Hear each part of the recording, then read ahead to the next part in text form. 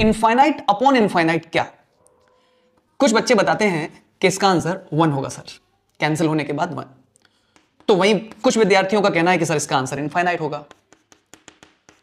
कुछ बच्चे कहते हैं कि ये तो अनडिफाइंड होना चाहिए सर। तो वहीं कुछ बच्चे कहते हैं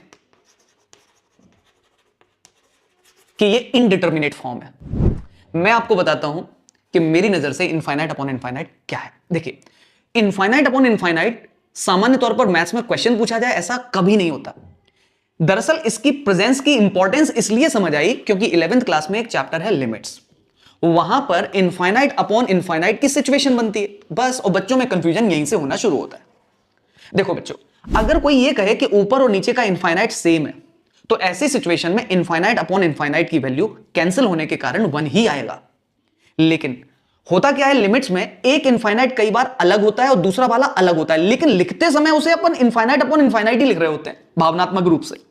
तो वहां पर बच्चों को लगता है कि ये तो कट जाना चाहिए, बट कटता नहीं है क्योंकि ये अलग है, ये अलग है, और हम ये पता भी नहीं लगा पा रहे होते हैं कई बार कि कौन सा वाला इनफाइनाइट बड़ा होगा कौन सा छोटा होगा। तो उस कारण से इस फॉर्मेट को हम बोलते हैं इनडिटर्मिनेट फॉर्म। और फिर कुछ स्टेप्स करके लिमिट्स में अपन क्वेश्चन का आंसर निकाल लेते हैं। सो पॉइंट ये है कि इसका कंफ्यूजन लिमिट्स चैप्टर पढ़ने के कारण बच्चों में क्रिएट हो जाता है। अब आप किस स्टेप पर थे, कौन सा आंसर आप बता रहे थे, मुझे कमेंट सेक्शन में एक बार बताएंगे।